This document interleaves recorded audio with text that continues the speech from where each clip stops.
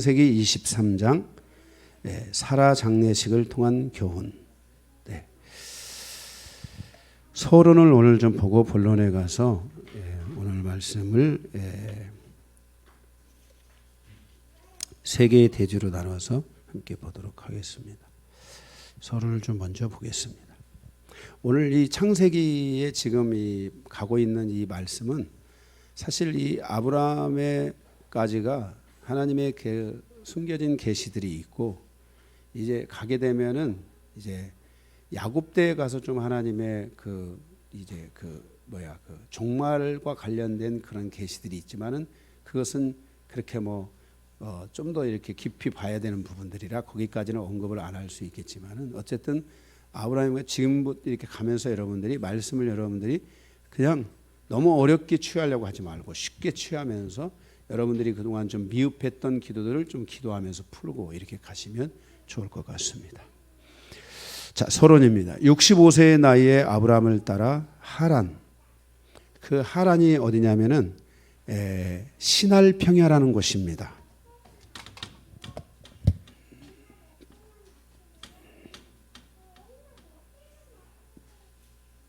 여기가 지중해잖아요.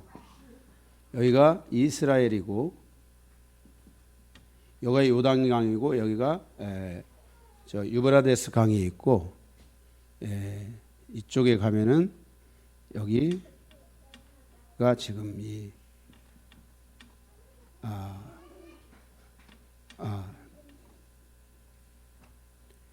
우르가 있고, 갈대와 우르가 있고, 그 다음에 이쪽으로 가면 여기가 하란이 있습니다. 지금 아마 제가 알기로 이 땅이 지금 이란이 지금 이라크 이쪽이 다스리고 있는 지역으로 알고 있습니다. 이 우르 이쪽 하란과 이쪽으로 연결되는 여기가 바로 뭐냐면은 시날 평야라는 곳입니다. 시날 평야.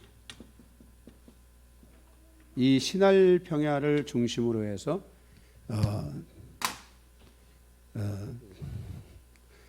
아스루가 왕국이 이곳에, 악스루 왕국이 이곳에 이쪽에 있었고, 바벨론이라는 왕국이 있었고, 또 이 메데파사라는 왕국들이 있어서 바로 이들이 이 유브라데스를 넘어서 이제 세계사를 제패하는 이런 일들이 이루어지게 되는 것을 보게 됩니다. 이 우르에서, 이 시날평야가 있는 우르에서 이 하란, 조금 더 우측에 있는 이 하란 쪽으로 아브라함의 집안이 그쪽으로 이제 이동을 하게 되는데, 그 하란에서부터 아브라함이 사라와 함께 떠났을 때 사라의 나이가 65세였습니다. 그래서 가나안에 온 지 62년이 되는데, 이삭을 낳은 후 37년 만에 사라는 127세의 그 나이에 남편인 아브라함보다도 먼저 하나님의 품으로 가는 것을 보게 됩니다. 인생의 마침으로 인해 영원한 멸망으로 가는 사람이 있고 영원한 생명으로 가는 사람이 있습니다.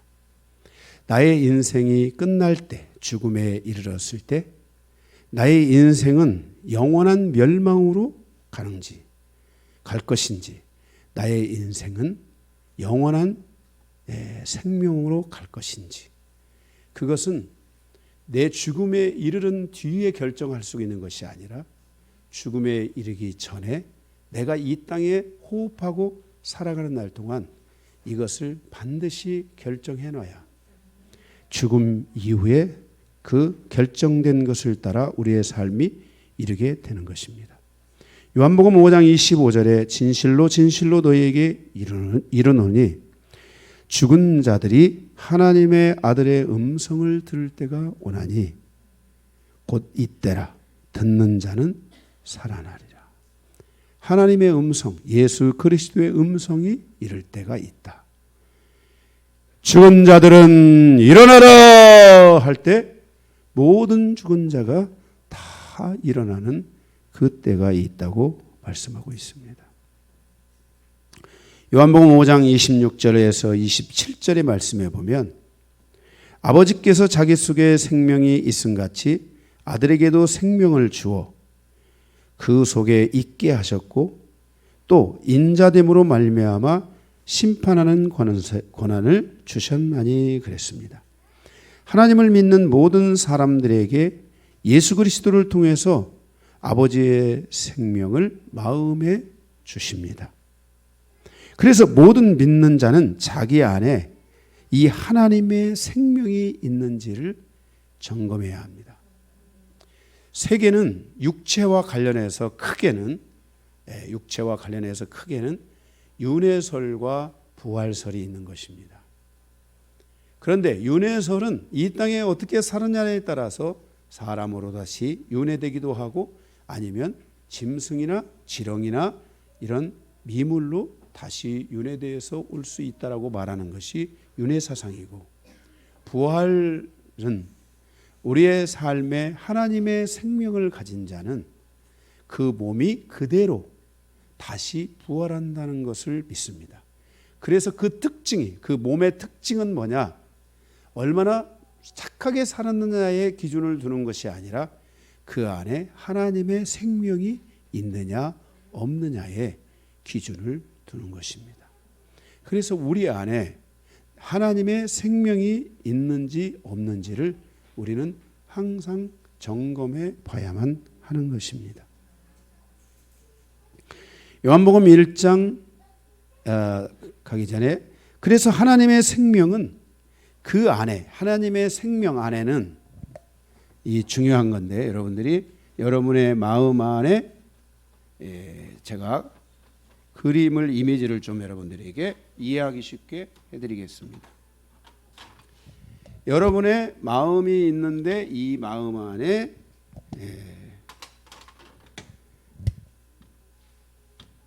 하나님 아버지의 생명이 있게 되면 그 생명 안에는 어떻게 말할 수 없는, 표현을 할 수 없지만 뭐냐면은 생명 안에는 반드시 빛이 있습니다. 그러니까 생명의 특징은 뭐냐면은 그 생명 안에 빛이 있어서 그 빛이 내 마음에 존재하는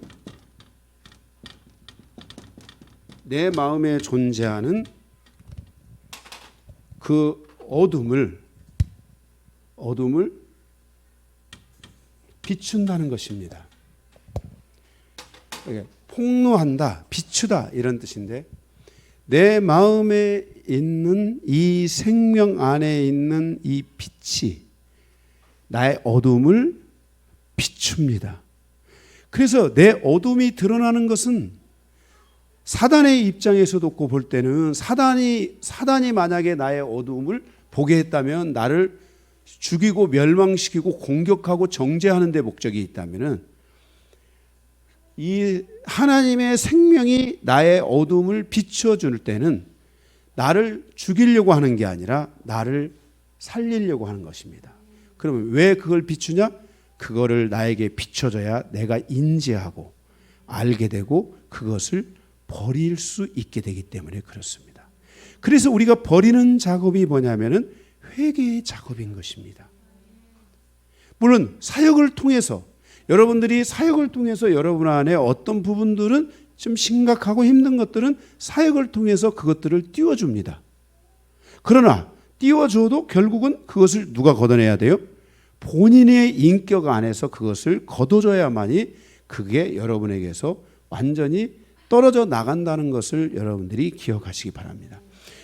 하나님이 우리에게 이 생명을 주신 목적은 나를 부끄럽게 하거나 나를 너같이 못된 놈, 이 나쁜 사람, 나쁜 놈 이렇게 하려고 하나님이 나에게 그것을 비추는 게 아니라, 우리 인생사가 사실 우리 인생사를 여기 다 뜯어놓고 보면 우리 인생사는 시궁창에서 사는 것과 같이, 세상이라는 오염된 환경에서 사는 것과 같이, 그 세상의 오염된 환경에 사는 나의 육체와 나의 정신적 세계와 나의 영적 세계는 결코 선한 것이라고 할 수 없습니다. 어쩌면 너무나 악하여 정말 멸망받을 수밖에 없는 나를 하나님께서 구원해 주시는 겁니다. 이렇게 우리의 생명은 너무너무나 그렇게 우리의 육체와 우리의 영혼은 그렇게 오염되어 있었는데 이제 하나님이 우리를 그 오염된 것에서 우리를 자유케 하기를 원하십니다. 내가 그 오염된 것을 숨긴다고 막 가리고 숨기고 막 한다고 해서 아무리 숨어도 나는 나로 여기 존재하는 겁니다. 신앙이라는 것은 이렇게 놀라운 질서를 가지고 있고 하나님은 지식의 하나님이며 그 지혜의 하나님이기 때문에 우리의 삶을 구체적으로 그냥 믿으면 돼. 이게 아닙니다. 신앙생활은 그냥 아멘 믿습니다. 그러면 돼. 믿으면 되는 거야. 그냥. 그래 믿어. 믿어. 믿으면 돼. 아멘 해봐. 이렇게가 아니고 이렇게 무조건 믿으면 되고 무조건 아멘하면 되고 뭘 믿어? 뭘 아멘해? 그냥 목사님이 아멘 하나니까 하는 거지. 이게 아니고 하나님의 말씀은 정확한 질서를 가지고 우리에게 다가오시고 있고 우리는 이러한 질서, 이러한 지식, 이러한 하나님의 지혜를 우리의 사고 안에, 우리의 마음 안으로 가져와서 이 질서를 따라서 우리가 하나님 앞에서의 신앙을 분명하게 마음으로부터 확증하고 가져야 됩니다. 그래서 이 생명 안에 있는 빛이 나의 오염된 것들을, 악들과 이런 것들을 올려줍니다. 그런데 여러분들이 영성을 하다 보면 이 생명이 내 안에서 활성화되기 시작하면 자연적으로 드러납니다. 자연적으로 막 옵니다. 살다가 보면 막 올라옵니다. 근데 올라오면서 여러분 보세요. 여러분 이런 거 있죠. 옛날에는 내가 올라와도 그게 잘못 없어요. 왜? 크게 잘못됐다고 생각 안 해요. 그런데 올라와서 행동을 하고 나면 아차. 올라와서 행동하고 나면 아차 넘어졌구나. 이거 뭐지? 내가 이렇게 나쁜 놈이야? 이러면서 여러분들이 바로 그것들을 여러분들이 인지하게 되는 거예요. 그게 바로 뭐냐면은 내 안에 있는 하나님의 생명이 존재하고 있구나. 내 안에 있는 이 하나님의 생명이 나를 밀어내고 있구나. 그래서 여러분들이 이 생명을 가지고 예수의 피로 이것들을 지지고 볶아서 아멘 회개를 하면 이것들이 딱 떨어져 나가는 겁니다. 이게 딱 이렇게 나가는 시간이 있어야 돼요. 나중에 나가다가 보면은 몇 개 안 남아요. 이렇게 뜨문 이렇게 응? 이거 하다 보니까 여러분들이 이렇게 가다 보면 여러분들이 없는 줄 알아요. 없는 줄.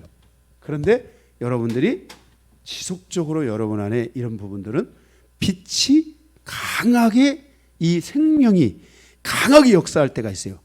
말씀이 강할 때, 말씀이 여러분의 심령 안에 확 들어올 때, 성령이 강하게 그것들을 허물게 할 때, 이게 뭐예요? 조명할 때, 이럴 때 이것이 훅 드러납니다. 그럴 때 여러분들이 그것들을 딱 잡아서 거기서 여러분들이 예수 피! 딱 하고 아멘? 예수 이름으로 너를 결박한다. 누구를 결박해? 나를 결박해야지. 예수 이름으로 강요한이 너를 결박한다. 네 안에 그것들을 결박한다. 예수 피! 분리돼! 하면서 여러분들이 스스로 그것들을 자가로 축사하기도 하고 여러분들이 이것들을 멀리하기도 하고 이것들을 미워하기도 하고 여러분들이 이런 것들을 미워하면서 이제 밖으로 들어오는 적을 내가 죄나 어둠을 미워하는 게 생기는 거지. 내 내면에 그런 어둠을 가지고 있으면서 밖에서 오는 것들을 내가 미워한다. 그럴 수가 없어요. 여러분이 이런 것들을 싸우다 보면 이 빛이 여러분에게 강하게 역사될 때 그때 여러분들이 그것을 드디어 내가 이것들을 하나님이 깨닫게 하는구나. 하나님이 나에게 이것들을 알게 하는구나. 해서 여러분들이 여기서 여러분들의 인생사가 한 번씩 새로운 역사를 향하여서 풀어지는 역사들이 여러분들이 있어지게 되는 것입니다. 이게 바로 윤회에 의한 그러한 인간의 그 윤회설에 의한 인간의 죽음과 관련되고 생명이 관련된 것이 아니고 이게 바로 부활의 신앙과 관련된 거예요. 이 부활의 신앙은 반드시 뭘 가진 사람만이 부활하는 거예요?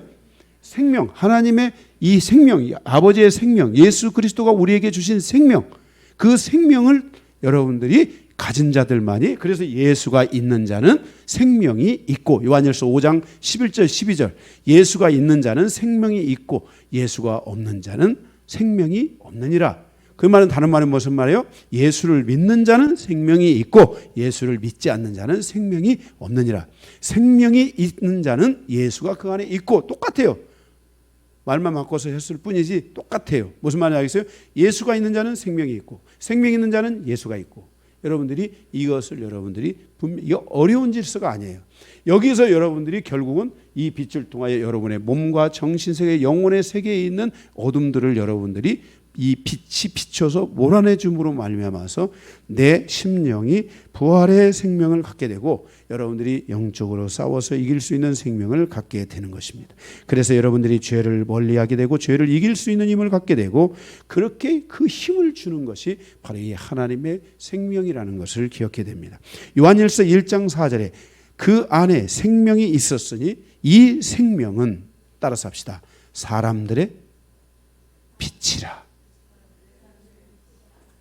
이 생명은 예수 안에 있는 생명, 아버지 안에 있는 생명이 예수 안에 왔는데, 예수 안에 오는 이 생명이 사람들 안에 들어와서 사람들의 삶이 어둠에 있지 아니하고 빛 가운데 살아갈 수 있는 길을 열어준 것입니다. 그래서 이 생명은 사람들의 뭐다? 빛이다, 희망이다, 꿈이다, 비전이다. 그래서 예수님이 예루살렘의 그 땅에 왔는데 사람들이 이 빛을 영접하지 않고 뭐예요? 빛을 거부했다라고 요한복음 1장에 말씀하셨어요. 그래서 그 뒤에 요한복음 1장 12절에 보였어요. 영접하는 자, 그 이름을 믿는 자, 다시 그 생명을 믿는 자들에게는 하나님의 자녀가 되는 권세를 누구에게나 주시는 거예요. 할렐루야. 유대인에게 와서 그 생명을 처음 주려고 했지만 유대인들이 이것을 거부함으로 이 생명을 믿는 자 누구에게나 다 이 생명을 준 거예요. 그래서 여러분들이 예수의 생명이 여러분 안에 있는지 없는지를 점검해야 돼요. 그것은 다른 말로 뭐예요? 내 안에 이런 것들을 통해서 이것들이 드러나기 시작하고, 내 안에 이것을 자꾸 회개하기 시작하고, 이것을 내가 깨닫기 시작하고, 이게 내가 잘못됐구나, 내 안에 이 혈기가 잘못된 혈기구나, 이걸 하나님이 뽑아내라 그러구나. 내가 내 자녀를 혈기 부리지 말라고 할 게 아니라 내 혈기가 뽑아지면 내 자녀는 자연적으로 혈기가 나간다. 할렐루야. 믿으셔야 돼요. 우리 아이들은요, 이 도화지와 같아요. 거기다가 이게 좀 그랬는데요, 부모가 가서 한번 싹 지우개로 지워지면 다시 흰색 백지가 딱 되는 거예요. 그러니까 거기 자식들만 막 그냥 그 흰색 지우려고 막 거기에 구멍을 뚫으면 안 돼요. 그 도화지에. 아멘? 내가 부모가 지워버리면 싹 다시 지워지는 거예요. 할렐루야. 그래서 여러분들이 이런 것들이 올라올 때요, 자식만 잡지 말고, 애들만 잡지 말고, 누구도 잡아? 자기 자신을 잡아줘야 돼.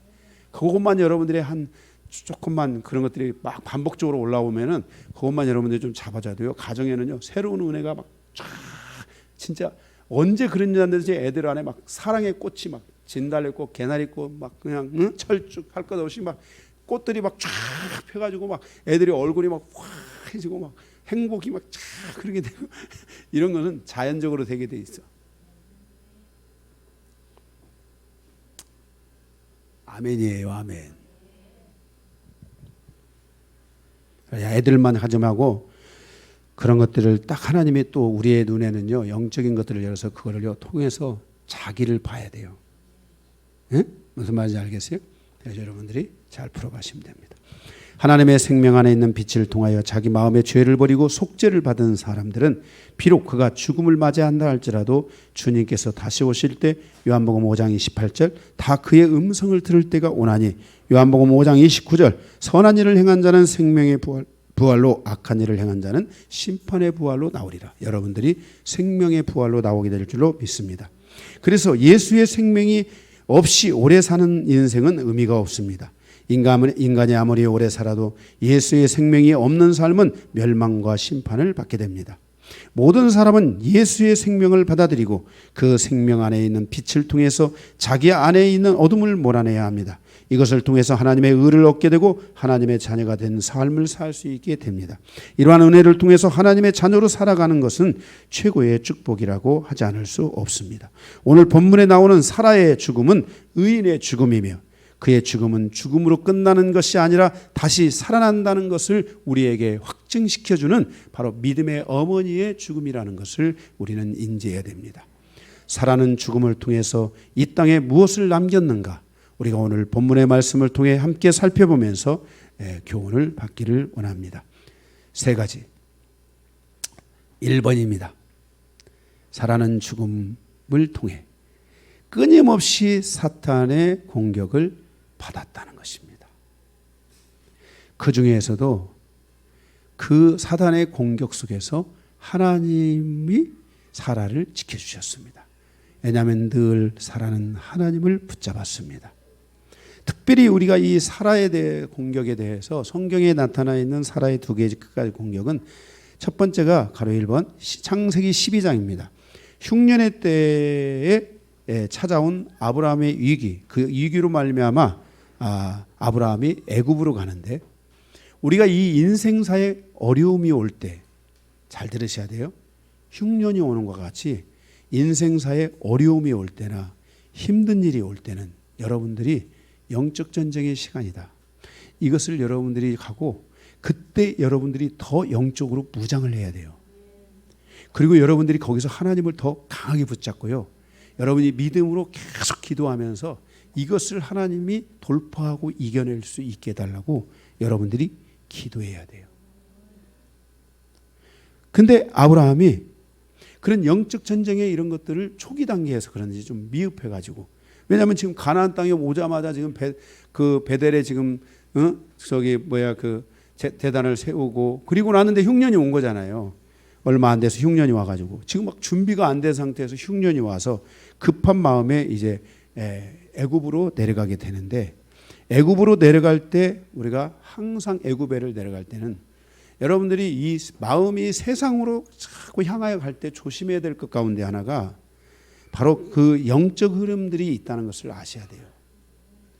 이 영적 흐름들이 여러분들이, 제가 그랬잖아요. 옛날에 제가 이런 걸 참 진짜 초기에는 많이 했어요. 왜냐하면 그때는 성도들이 영적 공격이 너무 많았는데 자기가 아픔이 있고 묶임이 있었던 고향으로 내려갈 때, 예를 들어서 엄마로부터 아빠로부터 어마어마하게 상처를 받은 분이 가서 그곳에 가면 상처가 다시 확 꽃을 피워가지고 와요. 왜냐하면 그곳으로 간다는 것 자체는 그만큼 영적 상황이 굉장히 내 인생사가 고달팠고 괴로웠던 곳이란 말이에요. 그래서 그곳에 갈 때 못 가게 하는 경우가 많았어요. 제가 진짜 한 2년 3년 동안 못 가게 했어요. 제가 처음에는 막 그랬을 거예요. 우리 목사님은 막 진짜 엄마 보러 간다는데도 못 가고 아빠 보러 간다는데도 못 가게 하고 도대체 언제까지 이렇게 해야 돼? 잘 안 풀어지는 사람은 2년 안 되면 3년까지 가고 막 그러니까 그게 막 그렇게 왔어요. 그런데도 제가 안 된다고 그랬어요. 왜냐하면 그렇게 갈 때 거기에 이 영적 흐름을 대비할 수 있어야 돼요. 이 가나안 땅에 있는 영적인 흐름도 있었지만은 가나안 땅은 이미 하나님께서 아브라함에게 거의 지금 맡기고 있는 때예요. 여러분, 아브라함이 가나안 땅에 와서 애굽으로 간 거 말고는 아브라함이 가나안 땅을 떠나야 안 떠나요? 안 떠나요. 장소만 옮긴 거예요. 가나안 땅에 부엘사바로 가고 또 헤브론으로 가고 이렇게 또 다한까지 가고, 이런 자리의 이동은 예루살렘으로도 가고 자리의 이동은 있을 수 있었어요. 그렇지만은 절대로 이 가나안 땅을 떠나지 않아요. 그런데 애굽으로 내려가니까 가나안 땅은 이미 아브라함의 권위 아래에 있는 땅이 돼가고 있지만은 하나님의 직접적으로 아브라함을 통해 그 땅을 다스릴 수 있는 환경을 만들어가고 있지만은 애굽은 또 달라요. 사단의 역사가 강한데 그곳에는 뭐냐면은 바로 이 태양신, 그리고 그 태양신의 아들 바로 막 이런 상황들이 있다 보니까 그 자체적으로 영적인 힘들이 너무 강하게 있는 거예요. 그런데 그 땅에 그렇게 가는데 그 땅에 어디를 거쳐야 되냐면 반드시 가나안 땅에서 이집트라는 곳으로 애굽이라는 곳으로 갈 때에는 어디를 들여야 되냐면 반드시 소환 땅을 들여야 되는데 이 소환 땅에는 고대로부터 어떤 게 있었냐면 소환해서 똑똑한 채 하지 마라. 소환해서 지혜 자랑하지 마라. 소환 사람들은 어마어마한 지혜를 가지고 있었던 거예요. 그래서 소환은 그 당시에 애굽에 있어서는 정말 이 명문들이 모여질 수 있는 그런 땅과 같은 그런 곳이었어요. 그런데 그 땅을 거치는데 그 땅에 지나가는 과정에서 아브라함이 미혹이 돼서 자기 아내를 누이라고 말하게 돼요. 누이라고 말한 것은 두 번이 있는데 한 번은 그 땅에 있는 소환의 방백들에 의해서 미혹을 받아가지고 한 거예요. 왜냐하면 그때 당시는 바로가 태양의 아들인데 바로는 뭐냐면 정말 최고의 여자를 얻어서 최고의 자기의 후계자를 이어가는 거. 이런 것들이 이 바로에게 가장 그런 거예요. 그런데 보니까 그때 당시에 그 가나안 땅에 왔는데 성경이 뭐라고 했냐면은 사라가 아리따웠더라. 너무나 아름답고 정말 훌륭한 여인이었던 것 같아요. 응? 무슨 말인지 알겠어요? 그래서 누구나가 다 보면은 사라를 보고 반할 수밖에 없는 할머니인데도 그때 할머니 나이가 어떻게 돼요? 65세 나이였는데도 아마 동안이어가지고 이쁘던 모양. 100세의 자식을 낳았으니까 65세는 능히 낳을 수 있죠. 그래 안 그래요? 능히 낳을 수 있. 그렇게 그래서 가는 과정에서 아마 그랬을지도 몰라요. 이 소환의 방백이 아브라함 당신이 양식을 얻고 당신이 집안이 살고 이렇게 하기 위해서는 당신이 애굽 땅에 당신의 아내를 데리고 들어가면 애굽 왕이 당신 다 죽이고 이 여자를 탈취할 거다. 그러니까 당신이 이 여자가 당신의 아내라는 걸 감춰야 된다. 그러니까 아브라함이 생각할 때 내 누이라고.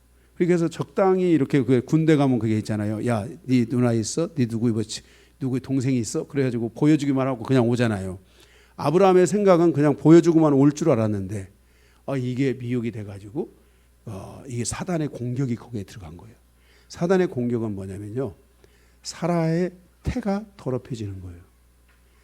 사라의 태가 더럽혀지면 안 되거든요. 사라는 사라를 통해서 누가 낳아야 돼요? 그렇죠. 그 아브라함의 후손인 예수 그리스도가 오는 통로이기 때문에 그 이삭은 예수 그리스도의 예표란 말이에요. 그 더럽혀지면 안 되는 거거든요. 그런데 그곳으로 가다가 이게 결국은 아브라함이 공격을 받는 게 아니라 지금 사라가 지금 굉장히 큰 공격을 받고 절대절명의 위기의 순간이 있었어요. 그때 보세요. 하나님이 누구에게 찾아가서 그 바로에게 찾아가서 사라를 보호해 주시는 것을 보게 돼요. 이 사건에 대해서 이사야 선지자는 이렇게 말했어요. 이사야 19장 11절에서 15절에 소환의 백성은 어리석었고 왜? 사단에게 미혹돼 가지고 하나님의 여인 사례를 지금 위험에 빠뜨릴 뻔했단 말이에요. 그래서 말하는 거예요. 소환의 방백은 어리석었고 바로의 가장 지혜로운 모사의 책략은 우둔하여졌으니 너희가 어떻게 바로에게 이르기를 나는 지혜로운 왕들의 후예라 할 수 있으랴. 너의 지혜로운 자가 어디 있느냐? 그들이 만군의 여호와께서 애굽에 대하여 정하신 뜻을 알 것이요 곧 내게 말할 것이니라. 소환의 방백들은 어리석었고 높은 방백들은 미혹되었도다. 그들은 애굽 종족들의 모퉁이 뜨리건을 애굽을 그릇가게 하였도다. 여호와께서 그 가운데 어지러운 마음을 섞으셨으므로 그들이 애굽을 매사에 잘못 가게 함이 취한 자가 토하면서 비틀거림 같게 하였으니 애굽에서 머리나 꼬리며 종려나무 가지나 갈대나 아무 할 일이 없으리라. 소환의 방백들이 아브라함을 미혹하여 사라를 공경에 빠뜨리게 하였지만 하나님은 사라를 지켜주셨는데 훗날 이사야 선지자와 같은 선지자를 통해서 애굽이 이 잘못 행한 이 일이 얼마나 무서운 행위였는지에 대하여 지적하고 그 한 번의 사건을 통해서 애굽이 그 어마어마한 문명을 가졌음에도 불구하고 지금도 그렇지만 어렵고 힘들게 사는 거예요. 여러분 기억해야 돼요. 우리가 믿음의 길을 간다면 하나님은 우리를 지켜주실 것이에요. 사라는 바로 이렇게 큰 공격을 받았지만 하나님의 지켜주심을 통해서 위기를 모면했고 그때 그곳에 소환의 방백들과 애굽의 그 어리석은 행동과 그들의 대처가 결국은 이스라엘과의 오랜 악연의 관계를 갖게 되고 그 악연의 관계를 끊어내지 못함으로 말미암아 결국 이집트의 문명과 이집트라는 나라는 지금 보면은 정말 하나님 안에서 이렇게 그 큰 그 대국이었음에도 불구하고 어마어마한 문명을 가졌음에도 불구하고 하나님의 큰 축복을 받지 못하는 나라가 되었다는 것을 알 수 있습니다. 사랑하는 성도 여러분, 사라는 이렇게 이러한 어려움의 과정에 있었지만 하나님이 보호를 받았습니다. 이렇게 하나님의 사람, 하나님의 여인도 이렇게 믿음의 여인도 사단의 공격을 받았다는 것을 기억해야 합니다. 두 번째 사라가 공격받은 것은 이 애굽의 첫 번째가 애굽의 영적 흐름에 대한 그 흐름에 당한 그 아브라함을 보았다면 이번에는 브엘세바라는 곳으로 가는데 브엘세바에 다시 영적인 공격을 당하게 됩니다. 그 땅에 제가 지난번에 말씀드렸지만 그 땅에는 두려움이라는 공격이 있었습니다. 그러나 창세기 20장에서 볼 수 있는 것은 그 땅의 왕인 아베멜렉은 두려움의 대상이 아니라는 것을 하나님이 가르쳐 주게 되고 하나님께서 아브라함을 브엘세바에 보내신 것은 오래전부터 하나님이 예배하신 것으로 아브라함의 연약함을 통해서 결국은 브엘세바를 축복하게 하고 결국 사라가 그 하나의 어떤 중심축이 돼서 그 땅에 하나님의 선하심을 드러내는 놀라운 역사를 가져오게 되는 것을 보게 됩니다. 우리는 이 사라의 이 두 번의 공격의 사건을 통해 어떻게 보면 아브라함이 사라를 속여서 아브라함이 참 믿음도 없고 진짜 줏대도 없는 사람처럼 보여질지 모르지만 다른 측면을 놓고 보면은 사라를 통해서 아브라함과 그의 가족사에 새로운 놀라운 일들이 이루어지게 되고 하나님께서 또한 많은 물권을 열어주시게 되고 이 사라를 통해서 사단의 그 모든 그 전략과 사단의 모든 전술과 사단의 그 모든 공격들을 무력화시키면서 하나님께서 아브라함과도 함께 하시지만 누구도 함께 하신다. 사라도 함께 하여 주고 있다라는 것을 드러내 주시고 있다라는 것입니다. 이 위기는 바로 곧 사라와 아브라함에게 기회로 다가왔던 것입니다. 악을 선으로 바꾸어 주시는 하나님, 선으로 악을 이기게 하시는 하나님, 우리가 악에 속하지 않고 선에 속하게 하시는 하나님의 은혜가 사라와 함께 주었다는 것을 우리에게 말씀해 주고 있습니다. 우리는 오늘 이 두 사건을 아브라함의 관점에서만이 아닌 오늘 이제 주님의 품으로 간 사라의 관점에서 이 문제를 한번 깊이 묵상해 봐야만 합니다. 이러한 우여곡절을 이겨내고 사라는 하나님께서 약속하신 자녀를 낳았으며 그는 모든 믿는 자의 어머니가 되었습니다. 우리 자매들도 사라와 같이 아브라함에게만 역사하는 하나님이 아니라 나에게도 역사하시는 하나님이라는 것을 기억해야 되고 아브라함이 이기게 하신 것처럼 사라를 이기게 하시는 하나님을 보아야 하며 하나님이 그 사라를 축복하시고 인도하신 것처럼 사라를 통해 그 가정사에 새로운 변화를 주고 하나님의 놀라운 축복을 가져온 것처럼 우리 자매들도 사라와 같이 믿음의 어머니로 살아가며 우리 자매님들을 통해 가정사가 새로워지고 가정사에 하나님의 놀라운 축복들이 풀어지고 하나님의 계획된 은혜들이 풀어지는 그 놀라운 역사가 일어날 수 있도록 우리 모든 자매님들은 사라의 믿음을 본받아 믿음으로 살아가기를 주님의 이름으로 축복하며 간절히 소망합니다. 두 번째, 죽음과 함께 사라의 삶에 이 땅에 남긴 것. 두 번째, 믿음의 길을 선택하고 믿음의 길을 걸어간 여인이라는 것입니다. 사라도 아브라함처럼 하나님을 믿음으로 말미암아 의롭다함을 얻었습니다. 그러니까 사라의 믿음은 아브라함이 믿은 것에 아멘한 게 아니고 아브라함이 믿은 것에 따라간 게 아니에요.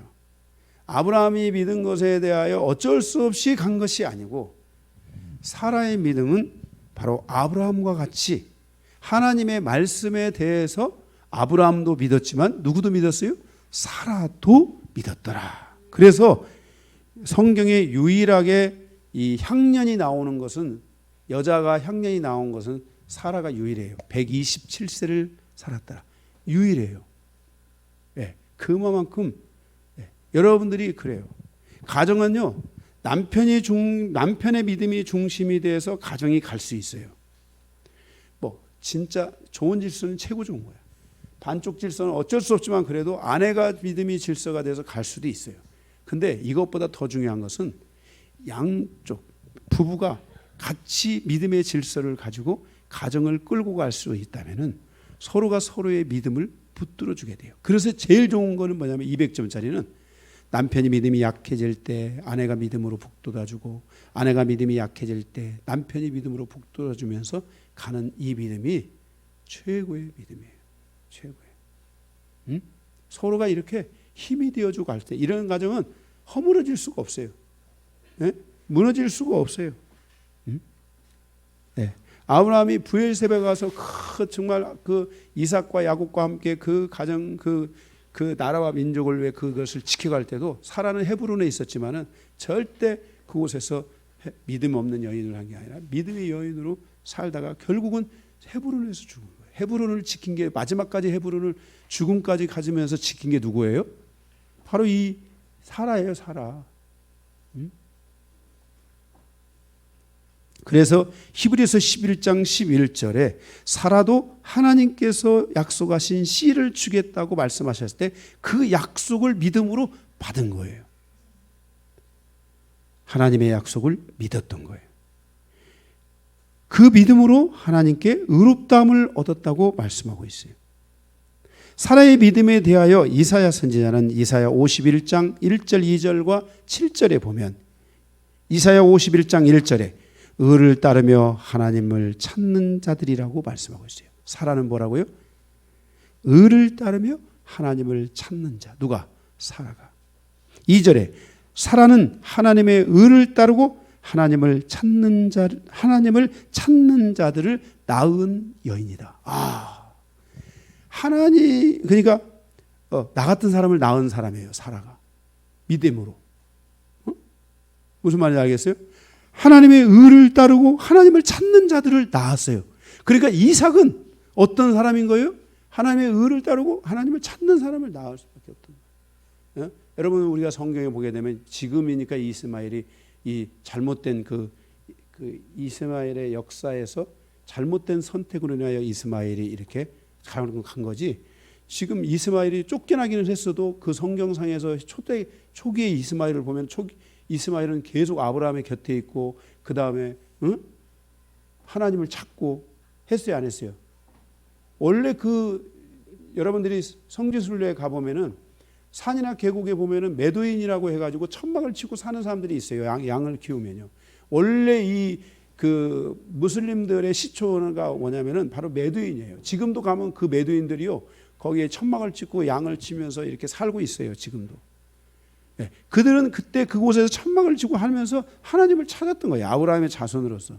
그런데 이 모하메시라는 무슬림이 등장하게 된 계기는 뭐냐면은 그가 어떤 꿈인지 환상인지 거기에서 그 어둠과 결탁하는 그런 시간들로 인해서 이 무슬림이라는 율법의 세계가 열렸는데, 이것은 하나님이 준 율법의 세계가 아니에요. 잘못된. 그래서 이해는 그런데 잘못된, 제가 그랬죠.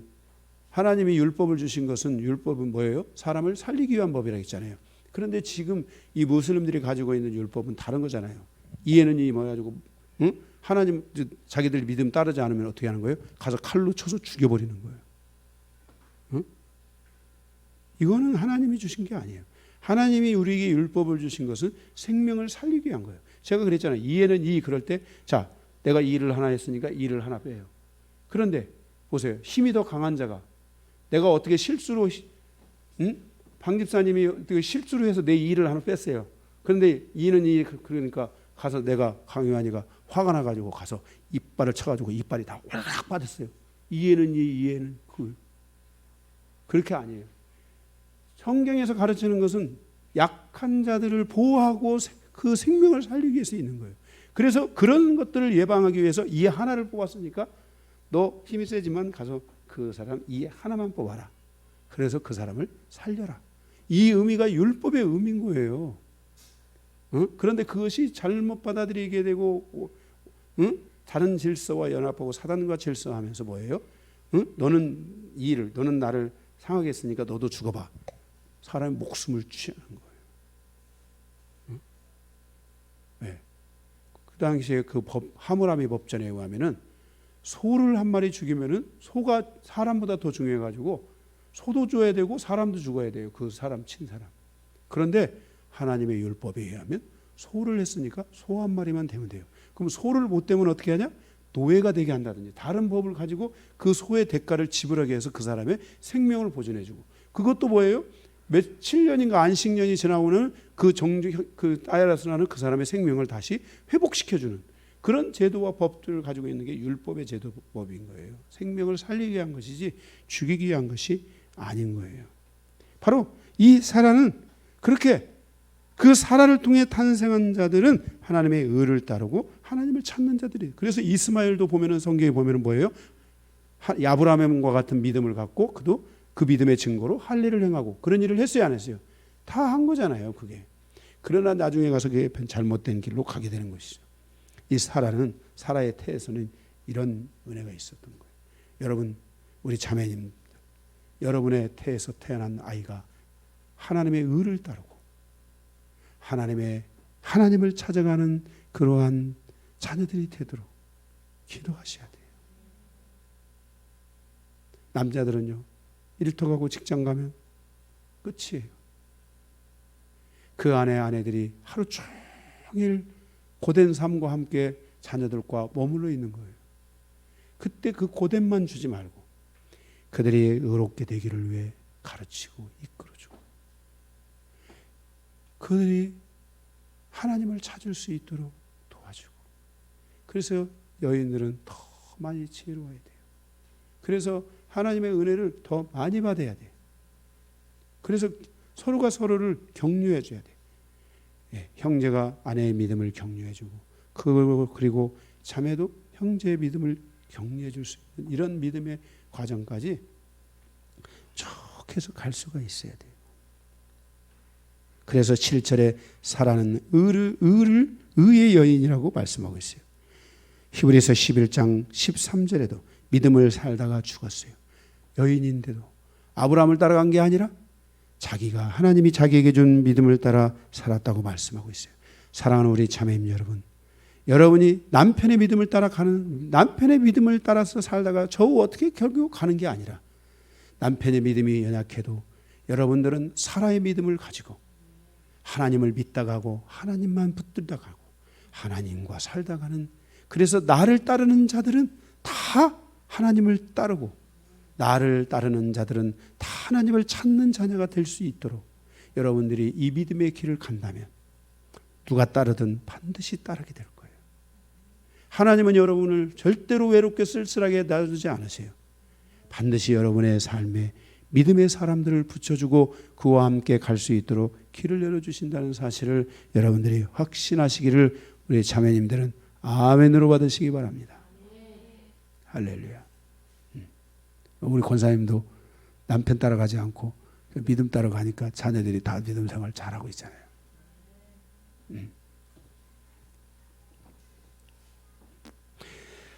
사라는 믿음의 어머니가 되어 땅을 중심으로 살지 않고 하나님 나라를 바라보며 살았습니다.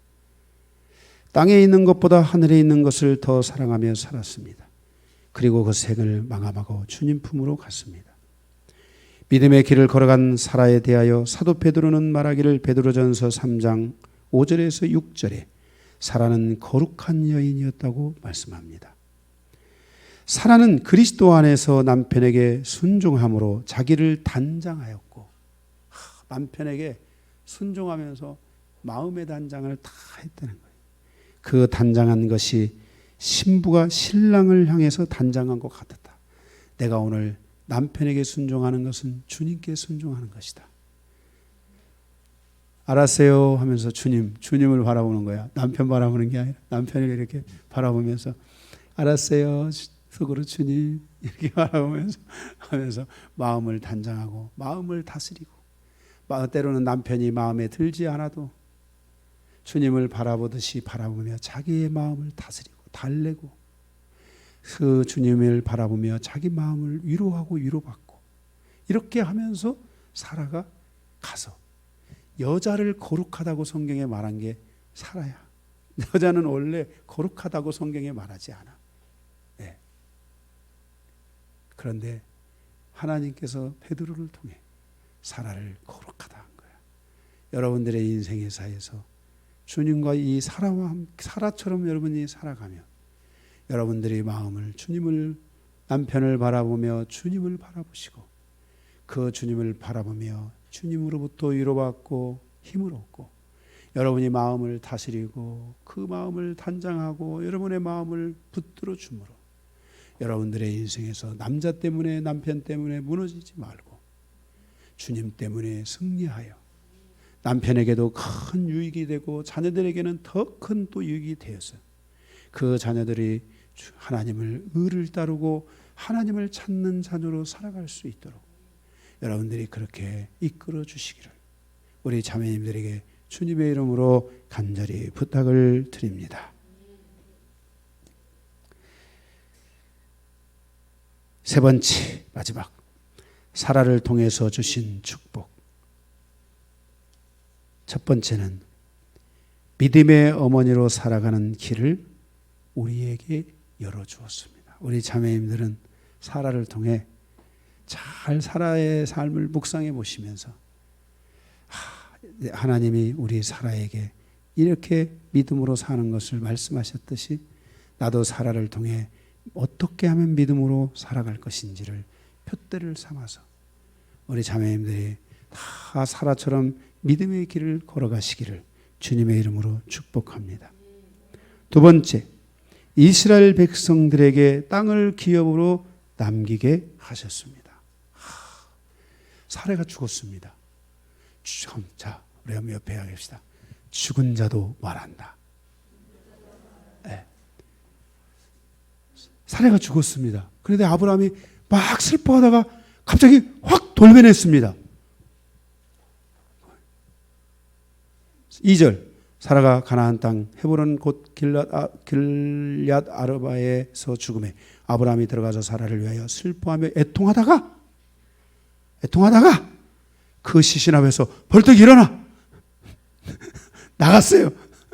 그리고 해축수에게 말하여 이르되, 아마 이때가 아브라함과 이삭과 야곱은 브엘세바에 있고 사라는 헤브론에 있었어요. 그런데 사라가 지금 유독하다는 소식을 듣고 아브라함과 이삭과 야곱이 이게 왔어요. 그런데 사라는 그랬을 거예요. 내가 여기서 죽음에 이 땅을 값을 주고 살아. 그래서 이 땅에 나의 영원한 매장지가 되게 하라.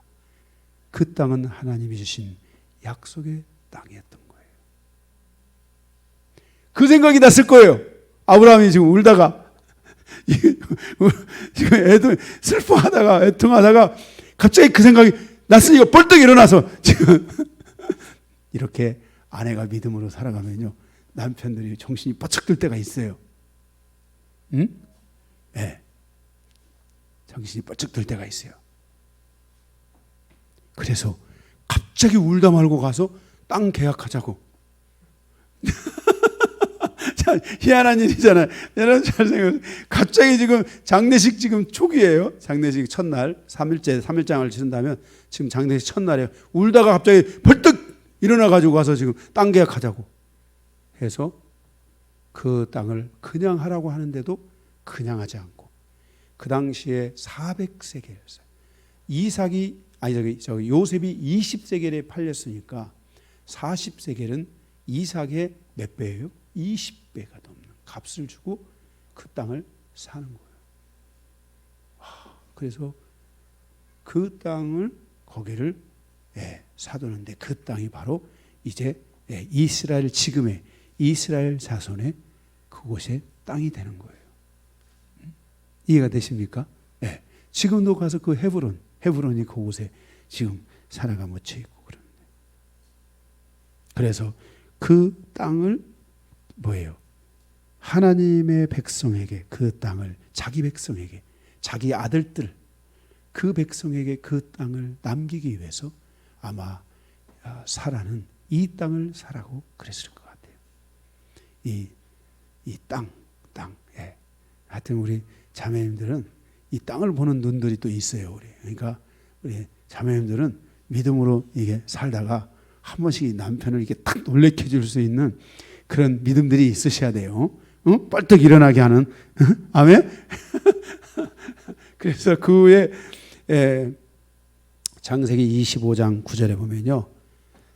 그 사레의 죽음을 통해서 산 그 땅에 아브라함도 그 땅에 묻혀요. 아브라함도 그 땅에 묻히게 되고요. 그리고 창세기 49장 30절에 31절에 보면 이삭과 리브가가 죽는데 그곳에 묻혀요. 그리고 그 뒤에 야곱과 레아가 죽는데요. 바로 그 헤브론 그 땅에 그들이 그곳에 장사되게 되는 것을 보게 돼요. 아브라함과 사라를 통해서 남쪽 경계로부터 북쪽 경계까지 모든 영토를 확증함으로 훗날 이스라엘이 자신들의 영토를 주장할 수 있는 모든 근거를 마련해 주고 있는 아브라함과 사라의 이 믿음의 협력들, 이 믿음의 이 삶들, 이런 삶의 결과물들이 드러나게 되는 거예요. 우리가 인생사를, 가정사를 써내려가는 과정에 남편과 아내의 믿음의 협력은 이렇게 좋고 풍성한 결실들을 가져다 줄 수 있다는 것을 여러분들이 기억해야 돼요. 그냥 멋모르고 따라가는 것이 아니라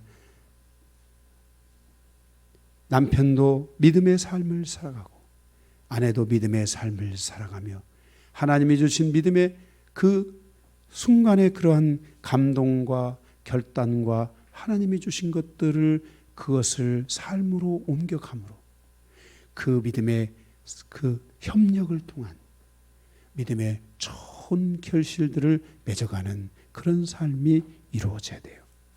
바로 우리가 그동안 아브라함만 조명됐어요.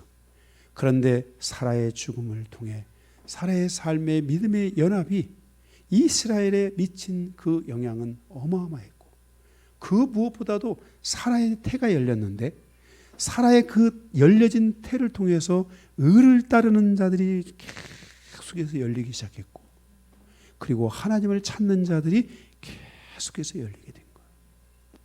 하나님은 오늘 우리들에게 이와 같은 큰 은혜를 더해 주셔서 우리 교회도 계속해서 하나님의 의를 따르는 자들이 있고 하나님을 찾는 자들이 줄을 이어서 주님의 나라 가는 그 날까지 하나님의 거룩한 이 믿음의 행렬이 이루어지기를 주님의 이름으로 간절히 소망하는 바입니다. 성도는 하나님의 약속에 대한 확신을 가지고 살아가야 합니다. 나에게 주신 하나님의 약속은 무엇인가? 하나님께서 나에게 주신 말씀은 무엇인가? 그 말씀을 붙잡고 그 말씀을 주장하는 것은 잘못된 것이 아닙니다. 오히려 그것은 믿음의 자세이며 믿음의 사람으로서 올바른 게 가져야 될 믿음의 바로 선택이요, 자세요, 결단이라는 것을 우리에게 말씀하여 주고 있습니다. 여러분들의 삶이 말씀과 살아가고 성령과 살아가며 하나님의 약속이라고 확신되어지고 하나님이 붙잡으라고 하실 때 여러분들은 거기에 단 하나의 미련도 없이 그 말씀을 붙들고 여러분의 인생사에 그 말씀을 성취해가고 이루어가는 여정이 있기를 주님의 이름으로 축복합니다. 말씀 끝입니다.